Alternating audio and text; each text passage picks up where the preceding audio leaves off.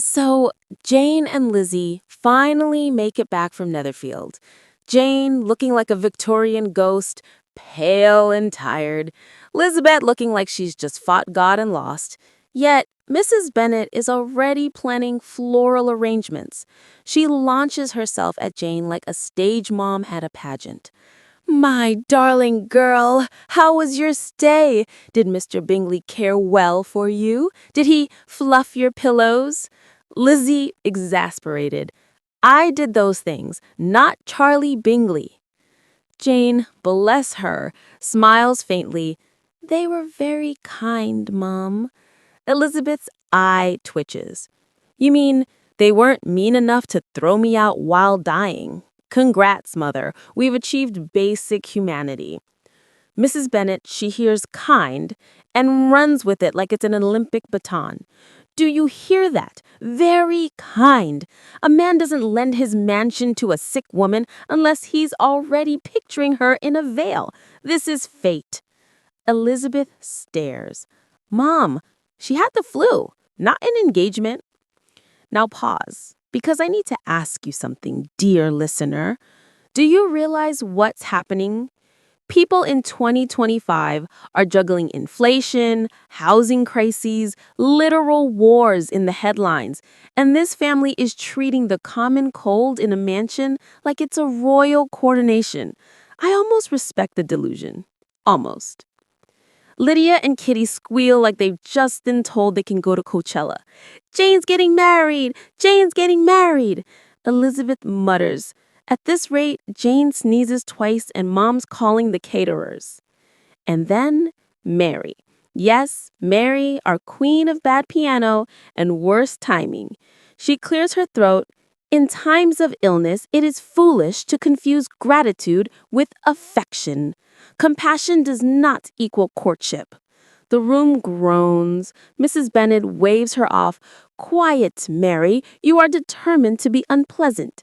But me, I sat up straight because Mary just dropped the first logical thought anyone's had in 3 chapters.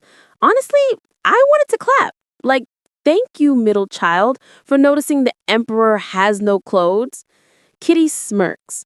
Mary's bitter no one's ever held her hand. Before Mary could retort, Charlotte Lucas bursts in like she was double parked outside. She doesn't visit. She emerges when the gossip reaches boiling point. Well, did Bingley propose yet? Jane blushed, about to explain that she mostly coughed on the man, but Mrs. Bennet cut her off like a hype woman at a rap battle. He will. Mark my words. Elizabeth side-eyed the heavens. Mark my words? You also said that about Bad Bunny during the VIP meet and greet last year. Charlotte perked up. So, Jane stayed at Netherfield, Darcy was under the same roof, and the Bingley sisters didn't shove her into a pond? Elizabeth snorted. Exactly. An earnest miracle.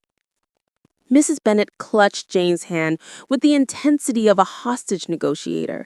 My dear, you are practically Mrs. Bingley already. Elizabeth, you'll be maid of honor. Lydia, Kitty, stop fighting over flower girl rights. Jane tried, weakly. Mama, truly, they were only... Mrs. Bennet shrieked over her. Nonsense! You don't get nursed in a mansion unless vows are next. And this is where I have to pause, again, because think about it. Real life, people are out here Venmo requesting roommates for Wi-Fi money. The Bennets are calculating diaries off the back of a fever. It's so unrelatable, it circles back around to being hysterical. Mr. Bennet finally looked up from his paper. If you want my advice... No one does, Mrs. Bennet barked. If you want my advice, then Jane should cough directly on Bingley next time. Might speed things along. The table cracked. Kitty choked on her porridge. Lydia hit the table like a toddler with cymbals. Even Charlotte giggled into her tea. And there was Mary again, muttering into her toast, Muck all you like. Affection built on sickness is weak.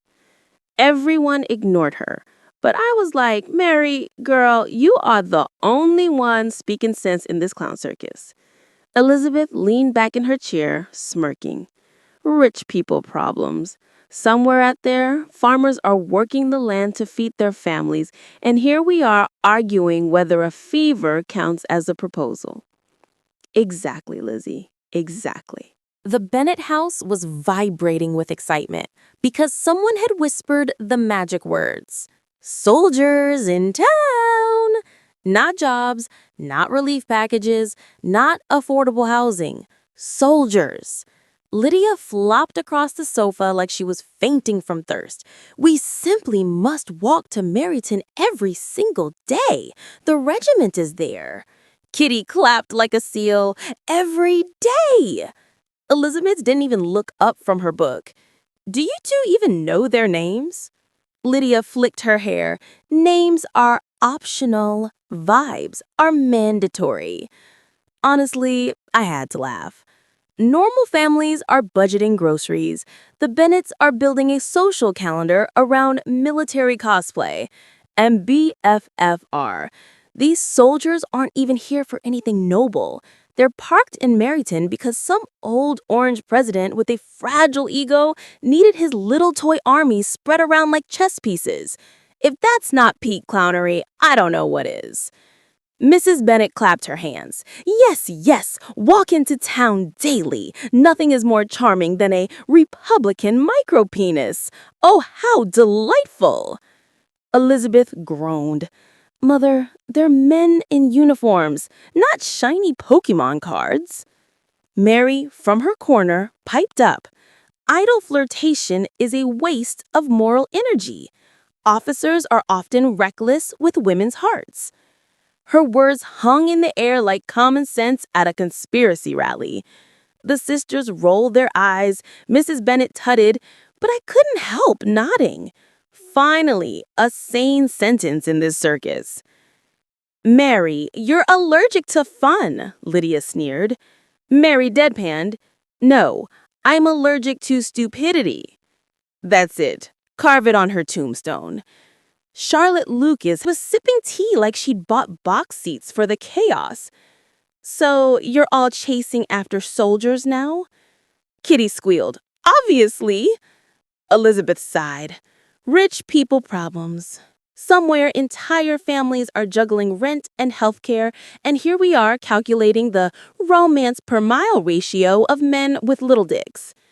Mary tried one more time. A woman should cultivate both her mind and her smile count. Mrs. Bennet practically screeched. And ends up an old maid? Never! Girls, fetch your purses. We're walking into town.